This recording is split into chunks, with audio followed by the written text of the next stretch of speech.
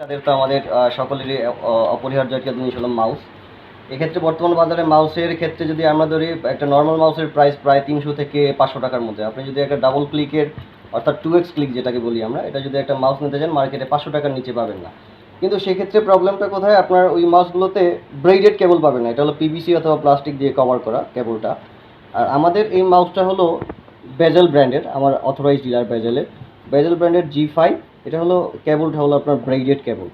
এই কেবলটা হলো আপনার সহজে ছিঁড়বে না এবং এটা অনেক টেকসই একটা কেবল। সাথে হলো আপনার এখানে ডিপিআই আছে হলো 3200 ডিপিআই। এটা হলো ডিপিআই বাড়ানো কমানোর বাটন। আর এটাকে আমরা অনেকে বলি ডাবল ক্লিক, অনেকে বলে 2x ক্লিক। তো সেক্ষেত্রে আবার দুইটা সাইড বাটন আছে, ব্যাকওয়ার্ড এবং ফরওয়ার্ডের।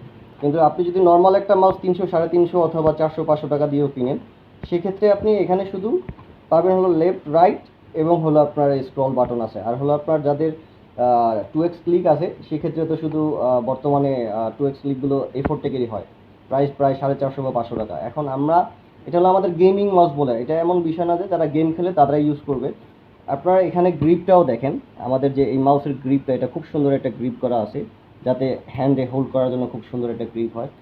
বা আপনি যারা অফিসিয়ালি ইউজ করেন, পার্সোনালি ইউজ করেন, তারাও অবশ্যই এই মাউসটা ইউজ করতে পারবেন। কারণ হলো আপনার এখানে ডিপিআইয়ের যে ব্যাপারটা আছে, আপনি ডিপিআইটা যত পারবে, আপনার এখানে যে কার্সরটা আছে আপনি ডিপিআই বাড়াবেন, কার্সরটা অনেক ফাস্ট মুভ করবে।